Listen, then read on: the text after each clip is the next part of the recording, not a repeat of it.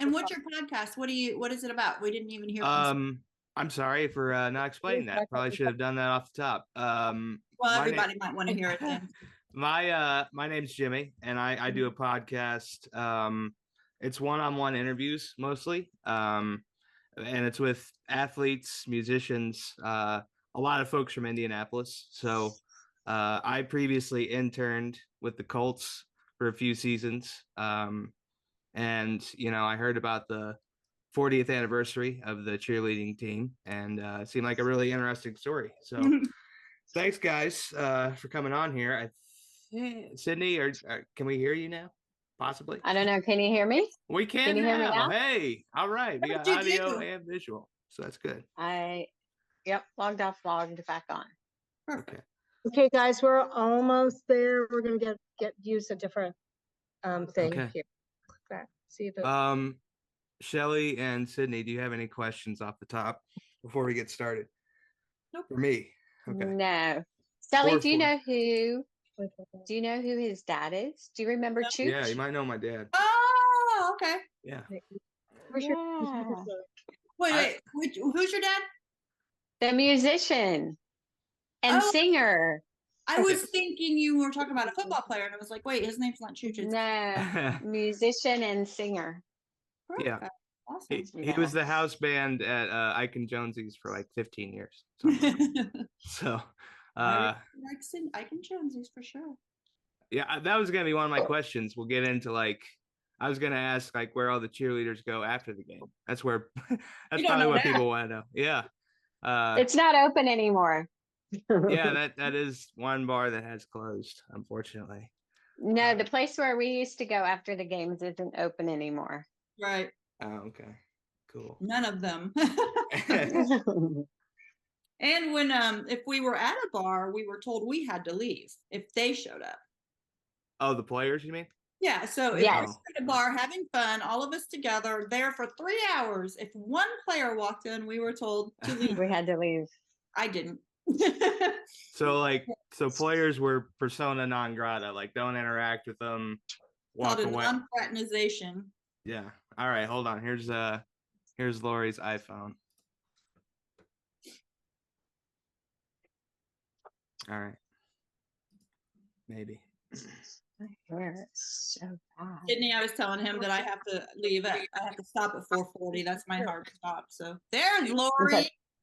All right. Hey. Okay. Stop video. I'm gonna do that for this one here. Remove here.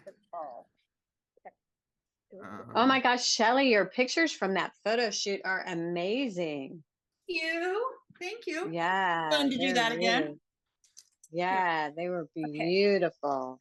Really, really pretty. All right. So can you guys see and hear? Is this good? Yeah.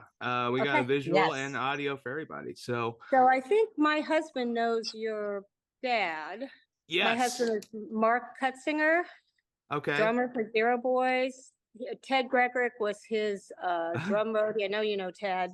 Sure. Yeah. I'm sure if he was in the music circles, Dad probably either crossed paths with him or ended up jamming with him at some point. Down the line. Did you ever hear Chooch and the Enchanters during your? Oh yeah. Years ago. Yeah, in my college days. All right. That was gonna be something I was gonna ask you guys because we're here to document your experience as part of the first cheerleading team for the Indianapolis Colts. Hard to believe that the team has been here for that long. And, I grew up liking Peyton Manning and Andrew Luck as my two quarterbacks. But, thinking about that experience and getting involved with the cheerleading team, how did you all hear about that opportunity, thinking back to when they moved here? Well, I think most of us probably saw an ad in the newspaper. Okay. Because there really was and I think we all have it in our scrapbooks, but there's just an ad in the newspaper saying that they were looking for NFL cheerleading candidates. So that's basically how I saw it. And I had a dance background, and it just was something I thought, oh my gosh, I've always wanted to do this. We not had an NFL team here in Indianapolis, but I grew up in Cincinnati, Ohio. Okay. So they had the Bengals, which were the Bengal cheerleaders. So I grew up seeing them thinking, oh, that's something I would love to do someday. So did each of you have cheerleading experience prior to the NFL? Because I mean, y'all were young, I would imagine, when you got this opportunity. Yeah. Yeah. I was a cheerleader in high school. Shelly, go ahead. Yeah, Yeah, I was sorry. I was a cheerleader as well. I was not a dancer. I did not have a dance background, but I had a baton twirling background that had a lot of dance in the routines, but not like Laurie.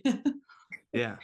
Yeah. So I did, I was a dance team at Butler University where I went to college, but I did mostly dance all through my life and cheer in high school. Okay. And Yeah, then one of the Sydney? jokes we always say is that, like for myself, there's no way I would make it today. These girls today are fantastic dancers. I mean, they wow me every time I go to the showcase and watch them try out. And I just don't know how they pick from all the women they have that try out. They're so talented. So I agree. yeah, what is the tryout process to get on the team? How would you describe that? Today or then? It's way Both. different now. Yeah, I would imagine it has changed in time. Yeah. It's a lot different. I don't think anybody has had it like we did. No, I mean, what is it, a multiple day thing? Like I'm imagining, American It was Idol. multiple months. It was 120? multiple months. Yeah, Shelly, we you go started ahead. in April. We started in April. That was the first initial, was it 2 days, guys? Yeah, 2 days of tryouts. And I think they Over literally down 800. to Yeah. like 125-ish, maybe 130 girls. Then that was in April, and we didn't find out who made the final team until the latter part of July. Well, it was right before. It was like a week before the first game. All right. I don't know how to turn that off. My phone turned off, but my computer just rang. But yeah, we were learning all the dances to the routines for the games because we were a week out from the very first game and still did not have the squad set. Right. It took 4 months. So I think that what's different is that every week we would come and we would rehearse. I believe it was Monday and Wednesday, like 7 to 10. And then Saturdays, I think, or it wasn't Saturdays, like 8 to 12. Saturdays, like a big day. Yeah. And then at the end of the week, the following week, we would come and look at a sheet that would have our numbers from auditions. Mhm. So every week, a few numbers were missing from that sheet. So if you came on that Monday and your number was missing, you had to immediately leave and you had been cut. Mm. So that's the majority of how they did most of the cuts. So we would then continue and we would start each practice with like an hour and a half conditioning. And then we would go into learning our choreography and learning our routine. So basically every session we did was kind of a judged assessment of our capabilities, our talents, but also looking to see if we would be a good representative for the Colts. Mhm. Also making sure that we had the personality that would match with a lot of girls. When you've got 40 girls on the squad, you want to make sure that you have people who are going to be considerate and who are going to get along with the team and are really focused on creating this legacy. Because this first year we had never had anything. So this went on for months, May, June, July. Yeah. Until they finally set the squad at the end of the summer, right before. Yeah, and what was hard about that is we didn't know when it was going to end. We didn't have a deadline. We just kept showing up and hoping our number wasn't on the sheet. And I was surprised to learn, I think I saw a story on HBO Sports just about the process of becoming an NFL cheerleader. Like the pay is not substantial. You're not compensated very much for doing the work. How much? We were the highest paid in the NFL the year we were cheerleaders. And I don't think it's changed. Correct me if I'm wrong, you guys, but am I allowed to say, Shelly? I don't know. But I know that Yeah. When we were being told we were the highest paid at that time, the Dallas Cowgirls were getting $10 a game. Yeah. Wow. And we were getting quite a bit more than that. But it was not for the money. We always say that it was not for the money. I mean, we were not there to get, be rich on that. We were just getting compensated basically for gas, maybe. Yeah. Well, and see, I would imagine, obviously being on the field is a perk, but like there had to have been other. Did you go to like corporate events and autograph sessions? I mean, there's other sweeteners to that job that probably made it worth it, I would imagine. I think, yes, we had a lot of appearances, especially those Right. first few years. And you mentioned autograph sessions. That for me was such a surreal experience. I'm like, why would anyone want Yeah. my autograph? It was just bizarre. But for me, it was about the dance, and it was about taking a talent that I had honed my entire life and was thrilled to be able to use that in a professional capacity. For myself, I am still dancing professionally today. I am my passion is teaching. I love teaching my students and passing that torch on to them. And I feel like the excellence I got through this process of being with the Colts really trained me for this and set the stage for my future self and who I am today, 40 years later.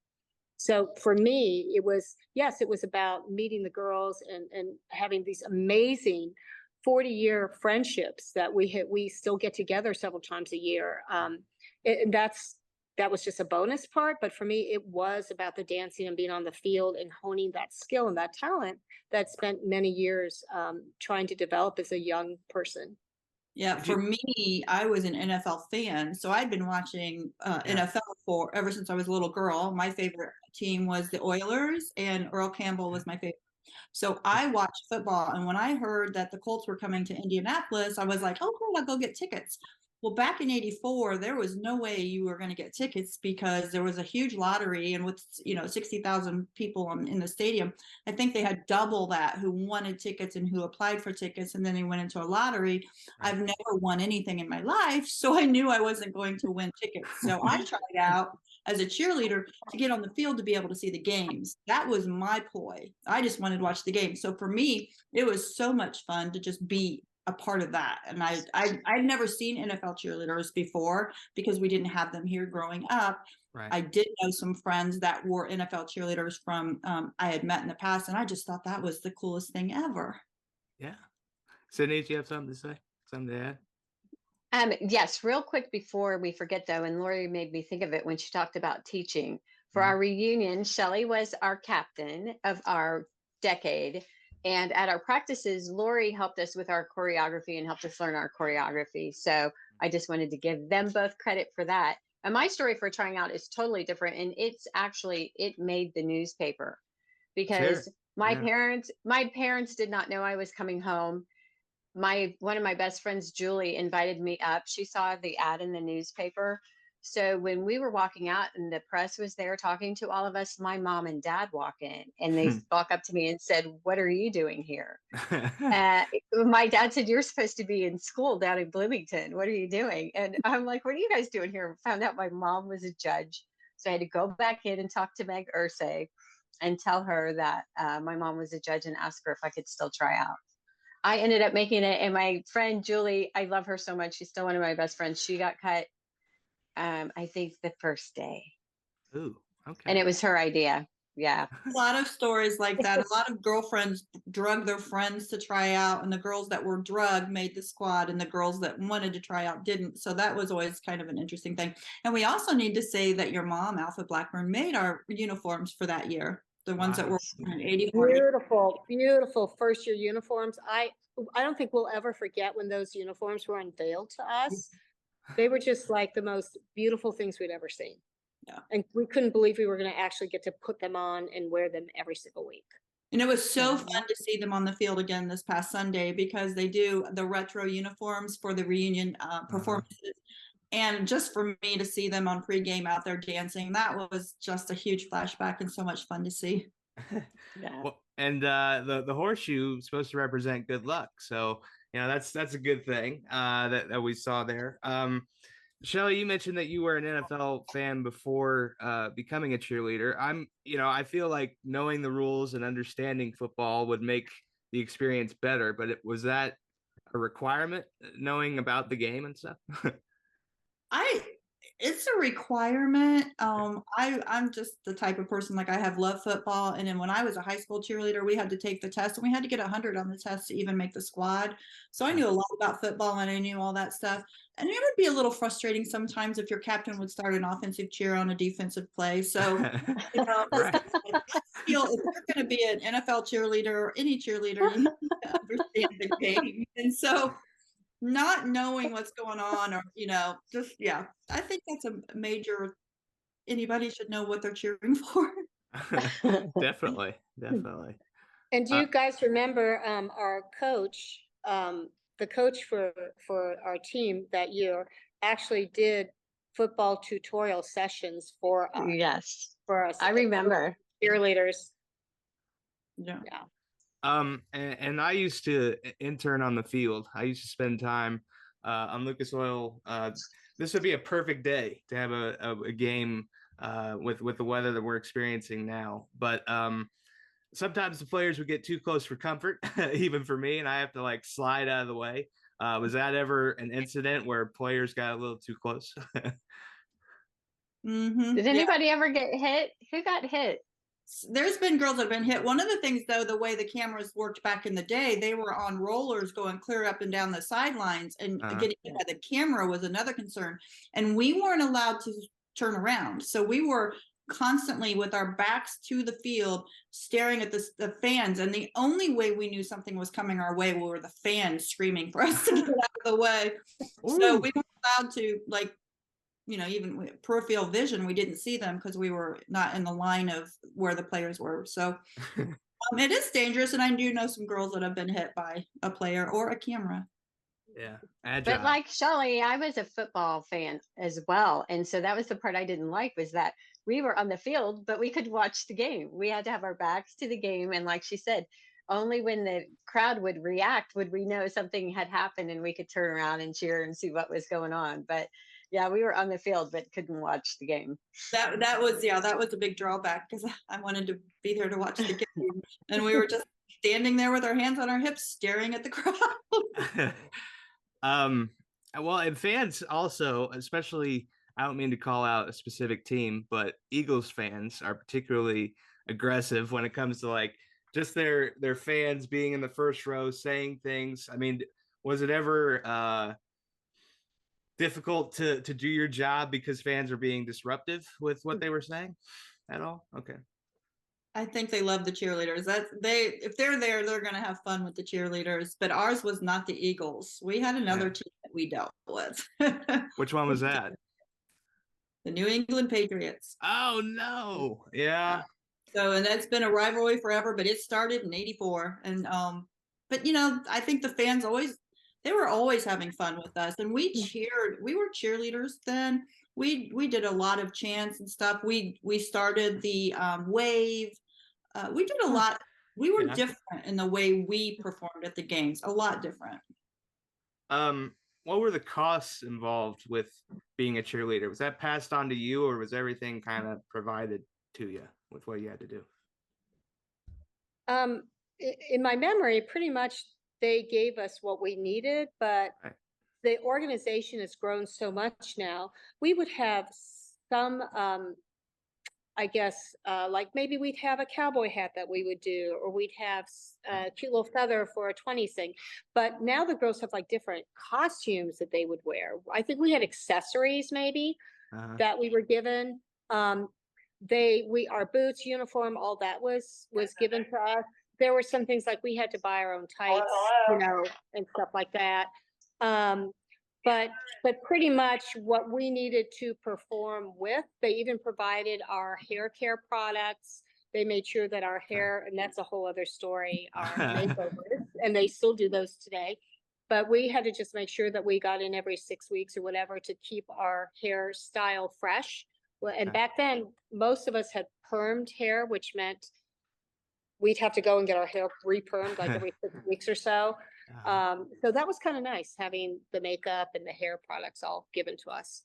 Yeah, I mean, this is '84, so like we're talking big hair, right? Like how long does it take to get ready and be proper for a game?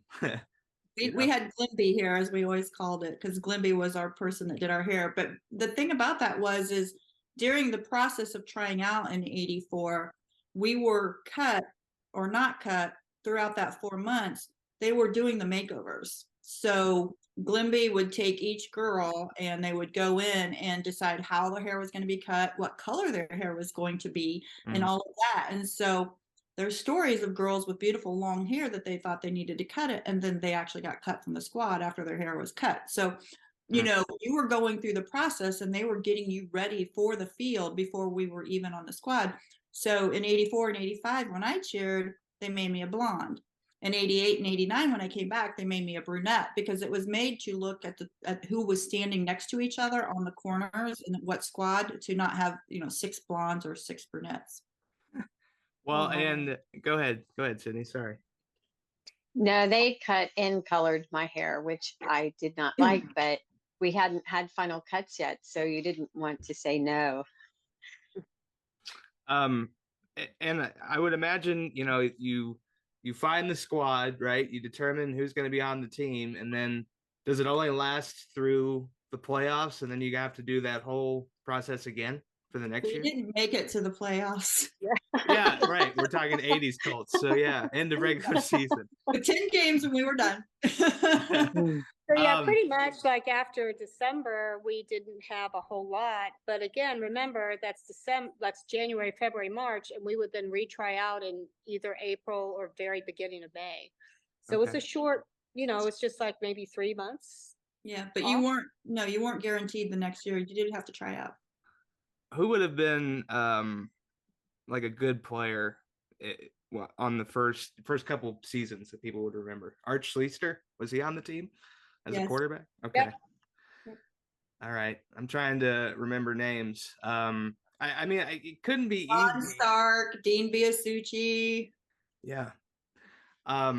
It can't be easy, like being a cheerleader for a team that loses more often than not. I mean, that had to be difficult. That year, Jimmy, it did not matter. Every single game, they were so loud. It was louder than any concert I had ever been to. It did not matter that we were not winning. The crowd was so loud. It was amazing.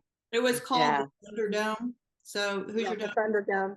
Thunderdome, and it was the loudest stadium in the NFL. People did not want to come there for that. And we would start the wave, which would make the crowd go crazy. So it was definitely the 12th man in 84 and 85. I mean, and the other thing that was funny is everybody was saying, well, you know, at least we had the cheerleaders to look at.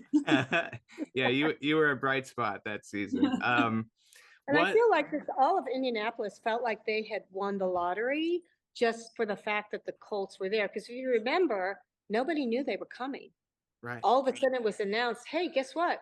We have an NFL team, and Baltimore doesn't anymore. So it was very controversial, and we were like, cool for us.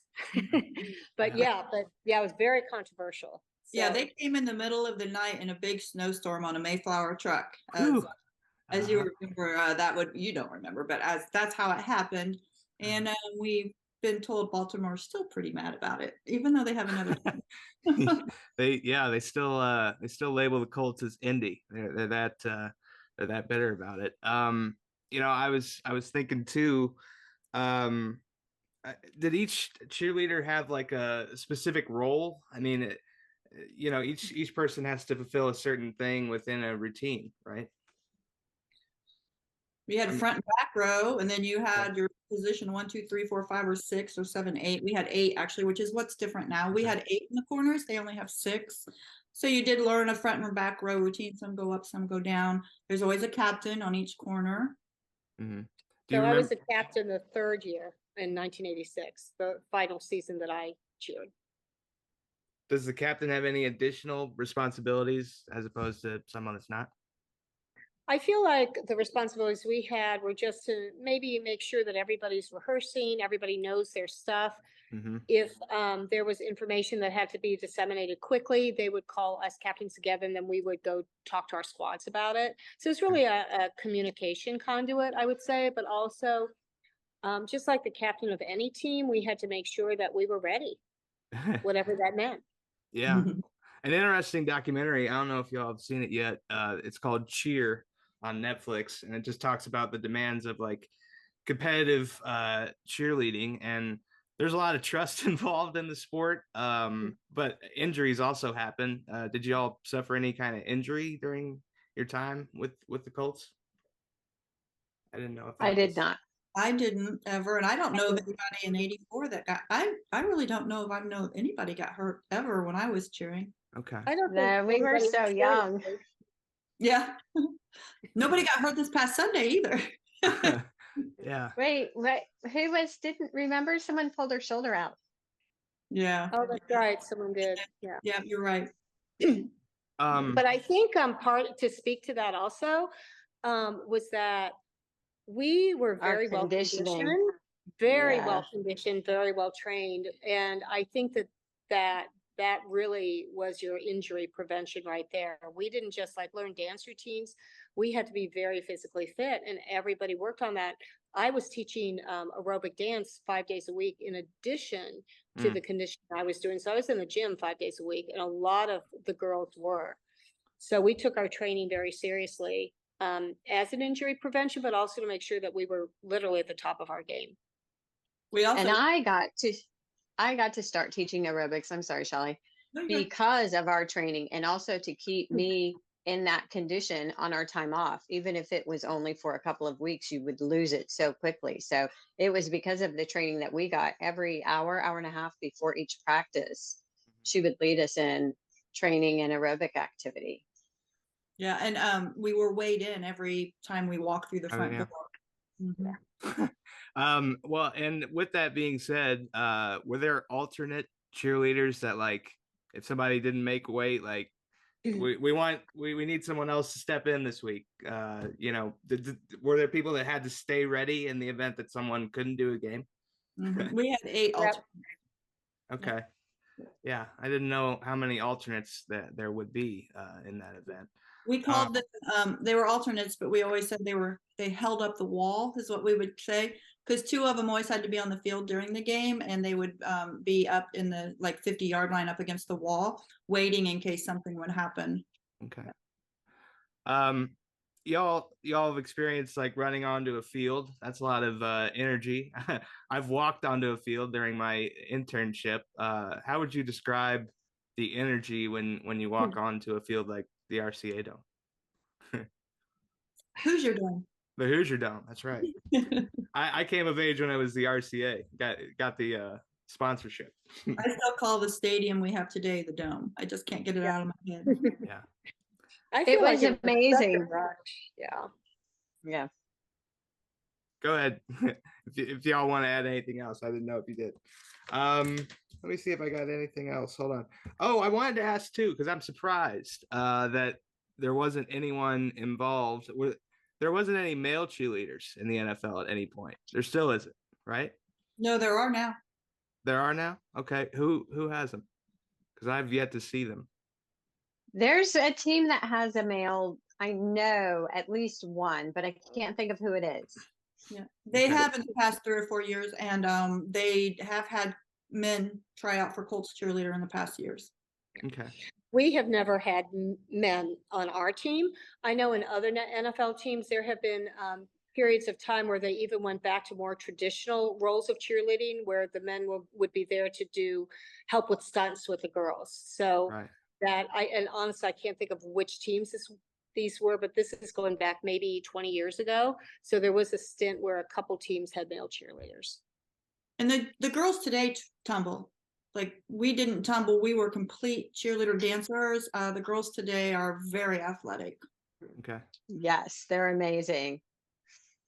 So amazing dancers and athletes. They're very, very talented. Forgive me for not covering this. Did y'all play any sports in addition to cheerleading to prepare for this, or no? I was a huge athlete. Yeah, I played basketball. I actually played powder puff football on our team. I played baseball, softball, and track. Was a baton twirler. So I That's awesome. Huge athlete. Yeah. That's great. That's wonderful. Well, and I brought up male cheerleaders because 4 presidents of the United States ended up being cheerleaders, which I find interesting. Can you guess the 4? I had no idea. Absolutely not. That's really cool trivia. I'll go ahead and give it to you. You ready? Here we go. Kennedy. Kennedy was not one. He would be a great cheerleader, though. Handsome Yeah, he guy. would. Yeah. Junior would have been an even better cheerleader, even more handsome. We'll go. Okay, so it's going to be most current one is George W. Bush, George II, Ronald Reagan, Eisenhower, and then FDR. So Wow. yeah, Honestly, a lot of vintage presidents, not a lot of modern day presidents. You know, I can't see Barack on the sideline making that happen. Let me see. Also, normally, ladies, I wear music shirts for the program. I wore Bob Seger because that seems like a guy that Jim Irsay would have for his concert if he could bring him in. Thinking back to the playlist that y'all would play, what's some music that we would hear on a game day with you? Oh, Whitney Houston, Gloria Estefan, Yeah. Sheila E. What else did we have? Oh, who did the song "Put Me in Coach," guys? John Fogerty. John Fogerty. Yeah. Got Huey Lewis. I don't remember. I think we did a Huey Lewis. We did some older things too, like we did like a 40s dance to what was that? I don't know. It was Sing. that was 40 years ago. Yeah, sing. Yeah, so we did a lot of like oldies that would have been oldies back in the 80s as well as current too. But I think they always do oldies at a lot of the football games. Even today. I love it. No, a lot of the music that probably played in 1984 is still playing at Lucas Oil. You know, it's the classics that still hit today. Trying to think if there's anything else we want to get to. I also rock, typically I'll do a chain or some kind of accessory just to add some flair to me. Are y'all able to wear jewelry or have any kind of accessory while you're cheering on the field? Was that allowed? It's part of the uniform. You have to wear the same earrings. Oh, okay. Yeah. I didn't know if you could personalize it with accessories or something like that. So yeah. Cool. I was gonna ask you, Laurie, since you're a dance teacher, have you ended up training any cheerleaders in the future and giving them guidance? Not yet, but well, I take that back. There was a young man who did not cheer for the Colts, obviously, but he was with the NBA. So so he cheered with our Pacers and also I believe maybe with an Atlanta team too, and the Indiana Fever too. So Wonderful. Jeremy Sims, one of my students, Jeremy Sims. And what was lovely is that he would come back. He's now living in Atlanta, but he would come back and then give back to us by doing little training sessions for our students here. Okay. Was there an age limit to this? I hate to ask that, but I feel like at a certain point the team would say, okay, you can't do this anymore. I think the oldest cheerleader they've had in the history was 40. And the limit was at 18. You had to be out of high school. But when I was cheering, there was a girl that was 36 on our squad. And, you know, looking back at that, we're like, oh my gosh, that's so old. Yeah. Now we know. So yeah, there's no upper limit. Okay. We kind of touched on this. And you know, there were certain windows throughout the week that you had to practice to get ready for a game. But I mean, was it a rigorous practice schedule where you're like, good Lord, I got to go to practice again to get ready for this game? It was 20 hours a week that we would practice. Okay. And that's just required practice, not including practice on your own. Yeah, we called a lot with our squad, separate practices as well to get ready for a game. So yeah, we were, and you know, some people did have jobs and they had that going on. I was in college, so we were traveling back and forth, an hour or two. Girls were traveling. So when you kind of look at the travel time and the extra practice, it was quite a bit of time that we were putting into it. But it's what we wanted to do. It was part of the life. Well, in 1984, speaking of travel, one of our girls, Camille Kendricks Wiltshire, she traveled from Gary, Indiana for every single practice and game. And she wound up making the squad and was on the Colts cheer squad for several years. Yeah. Wow. that And is she did commitment. wind up moving. I will say that once she made the squad, she did wind up moving to Indianapolis, but yeah. This is just because of proximity. Has anyone ever been a cheerleader for the Colts and then gone on to be a cheerleader for the Bears or something? Like, can you be a cheerleader for multiple teams? Not the Bears, but the Pacers. We've had a lot of Colts and Pacers. So I did and the Pacers and also the Colts. Yeah. Elaine was Colts and Raiders. Yeah. Okay. Yeah, we had a cheerleader came from Dallas that came in a couple of years after 84. She was a Dallas Cowgirl cheerleader. So it is normal for people, not normal, but I mean, people do switch and go, or if they're moved, they try out again. In this current squad, the girls that tried out this year, girls come here to try out to be a Colts cheerleader. They don't live here, but come here to be a Colts cheerleader. And I mean, is part of the going after this position, like, it's going to lead to modeling or some opportunity? I mean, is that one of the reasons why someone would pursue it, is what happens afterwards as a result? I don't think it was for any of us, because it was the first year and we had no idea what to even expect. Okay. So I cannot believe I don't believe that was the motive for any of the three of us, for sure. Yeah. And it wasn't, we didn't have the internet and the social media and anything like that would catapult us out into the public, much past the people who were at the games. Yeah, I was gonna say, if you have a following on like Instagram, I could see it being pretty good for you. I hate to talk about the Cowboys because I'm not a Cowboys fan, but their cheerleaders are always mentioned as like different compared to other football teams. Is it more complicated to become a Cowboys cheerleader as opposed to another team, or not? No.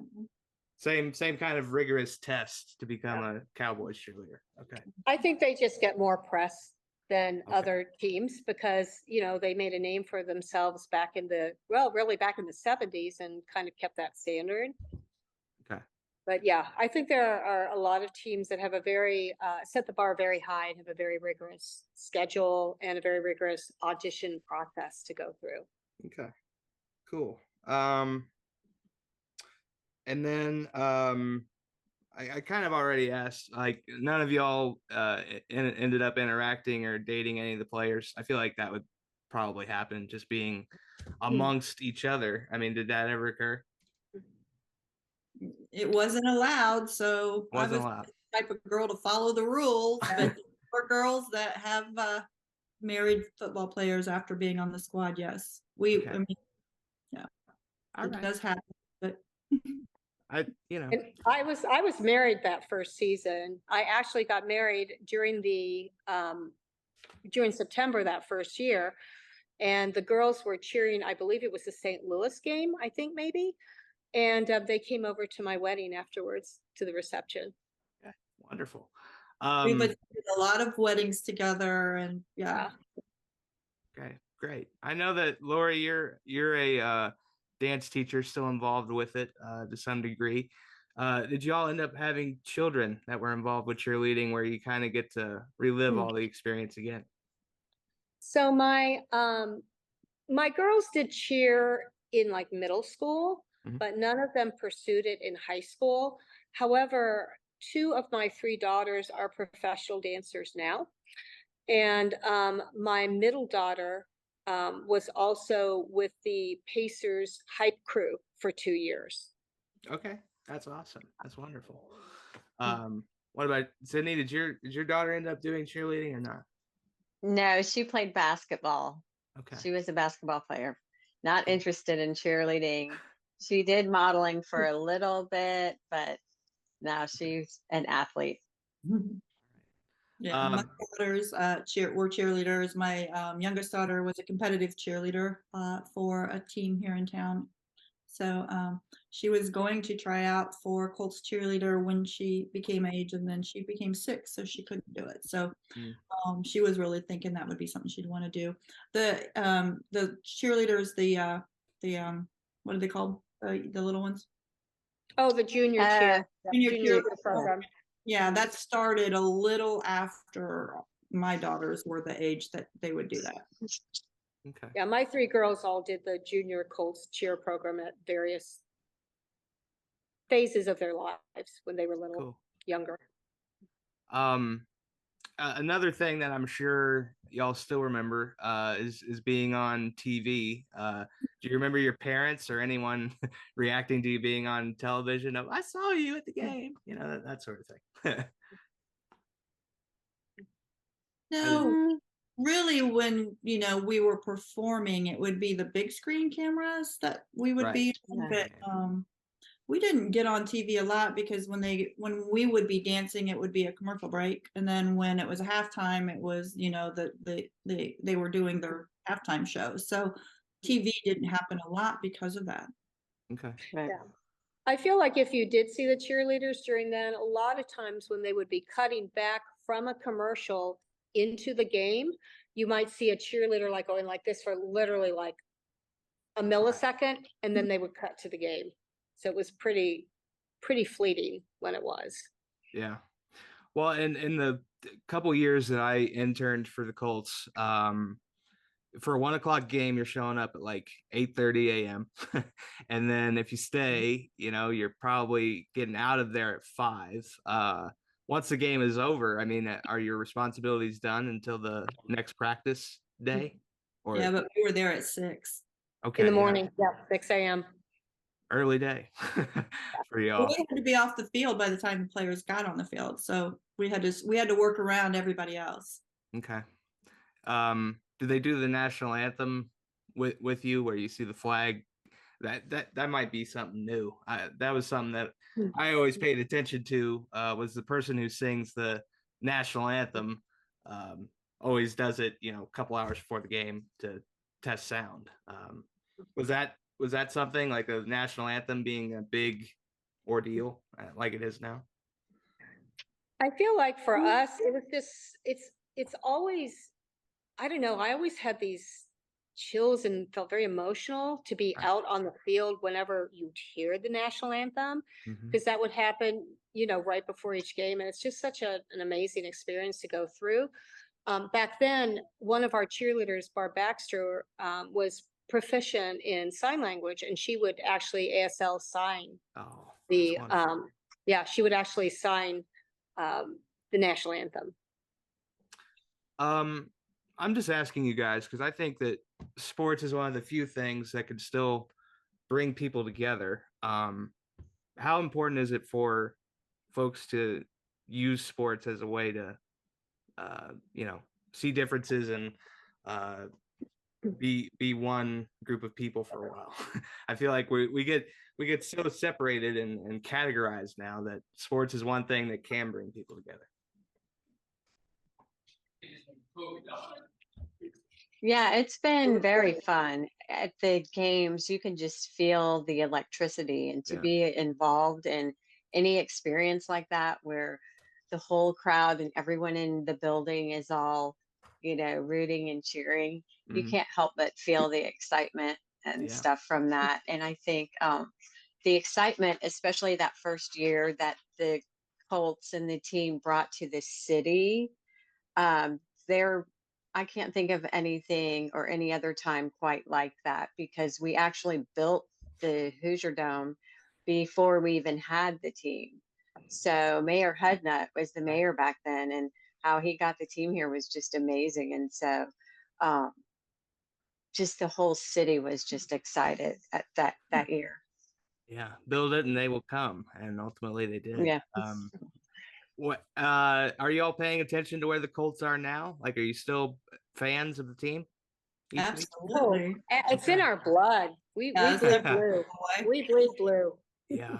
I'm I don't know, man. Like again, I was spoiled with great football, starting with Peyton and then Andrew, but I really like Anthony Richardson. I think he's a good option. So hopefully winning will be down the road soon. Well, we were cheering for teams that weren't doing as well. So that's where we come from. We were there to support them when they were not doing very well, and it was still a lot of fun. How much practice went into the routine that y'all did recently, last week? I would say a lot of the girls practice daily on their own, because I would, we'd be texted, someone would go, oh, I just went through the routine, and we would be texting questions back and forth. Hey, is it this count or this or that? We also got together and did our own practices within our own decades. Mm-hmm. So I think that there was an awful lot of attention paid to detail, but that was sort of our training. That's how we were brought up. That's how we were raised as NFL cheerleaders, that this is something that you only do with excellence. So yeah, lots of practice and lots of excitement around the practicing with girls we haven't seen for decades, some of them. Well, you have to realize that those routines were sent to us by video only about a month before. Right. And so we were not going to be together to put this on the field, the entire routine, till the day before the game. So if you don't know what your part is, you can't be placed on the field to perform with the entire group. So again, like Laurie just said, it's ingrained in us that we come as a professional cheerleader, even today, to hit the field ready, and they can tell us where we need to go and what direction we need to go, and not be worrying about, so what's the routine as well. I saw some of the highlights. I mean, what's the verdict? Did it end up working out despite the? We were amazing. We were amazing. No, yes, of course. I have no doubt. Lines are still straight. You had almost 300 women in straight lines, and so when we get back on the field, it's like we were, we never left. And when you think about what Shelly said, we did not even all get together to practice until the day before the game. That's very impressive, I think. Yeah. And we held our own with that kick line too. We had over 300 girls doing the kick line. And what was so amazing to me was I was thinking, hey, this kick line looks pretty good. But the crowd just roared. And that was fabulous way to be assessed, I would say. Yeah. When in doubt, always go with the crowd and then try to react to them. Guys, life lessons that you've been able to learn as a result of being a Colts cheerleader. Go, either anyone who wants to start. Sorry.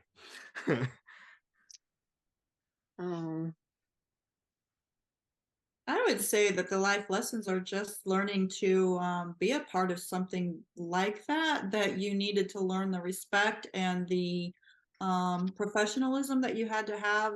And it goes into being a part of that transferred into my life in a lot of ways, just how I approached other things, because it just was a really strong traiung for many things dealing with that, not just learning dances, but how to be in the public, how to speak in the public, how to work with dignitaries, how to work with, the little girls, and just being a well-rounded person that you could just, be put in a position, and they knew that they could count on us to, be a good person in front of the anybody. Because when Meg Ursay was putting us together, she was constantly saying, you guys are setting the stage for the Colts cheerleader program, and you need to be the best out there. And we were setting something for the future, and now we're watching, 40 years later, what we started. Pretty cool to have that legacy. That's awesome. Laurie or Sydney, do you have anything you wanted to add to that? I think like the outgrowth of what we all experience, but you have to look at it in hindsight. I don't think we realized at the time was basically the leadership skills we were building.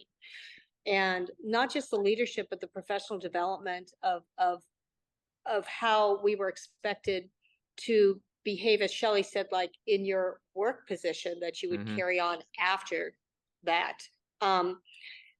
I just feel like if I had not had that experience, I can definitely say I would not be where I was today or who I am today.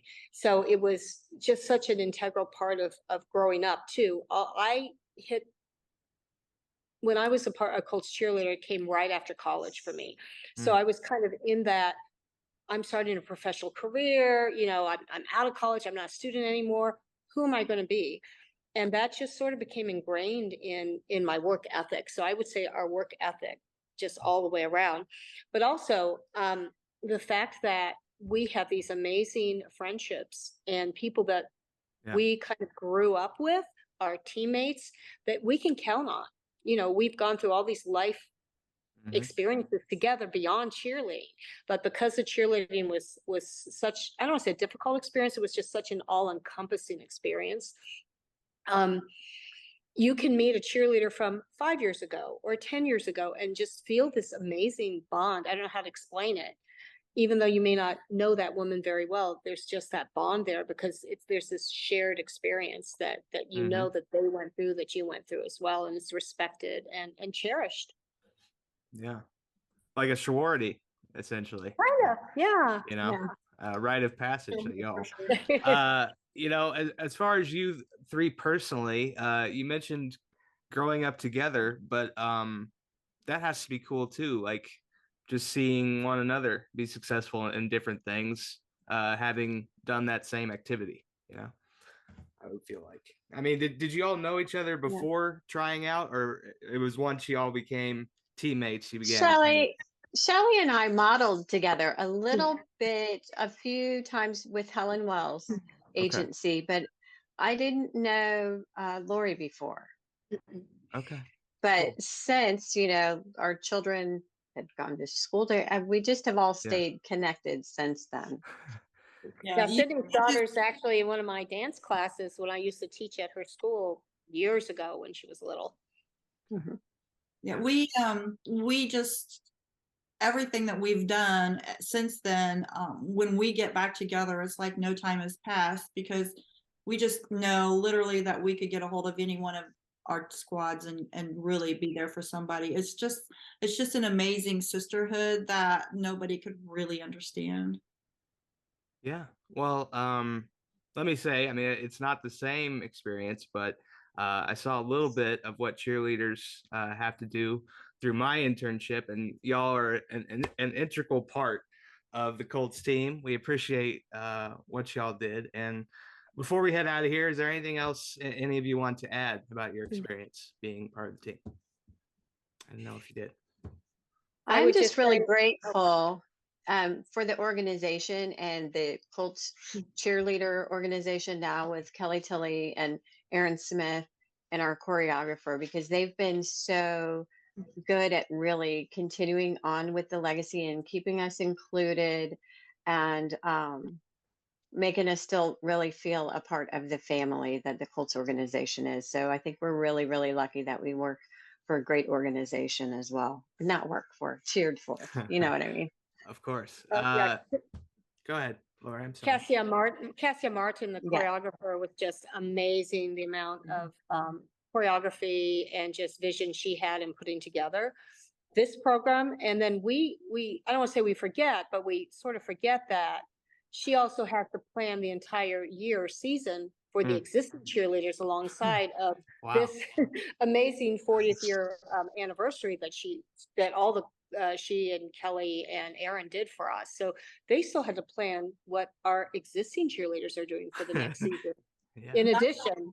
Yeah. And on top of that, Aaron had to do the junior cheer program to get ready for that. So those women and everybody behind them that puts on the reunion and everything like that, and to include us and to even put that together every 5 years, we are so appreciative that they even do that, because we know how much work they're putting into it and how important it is to us. I hope they understand how important it is, because everybody just really, really appreciates that we're still considered part of the family.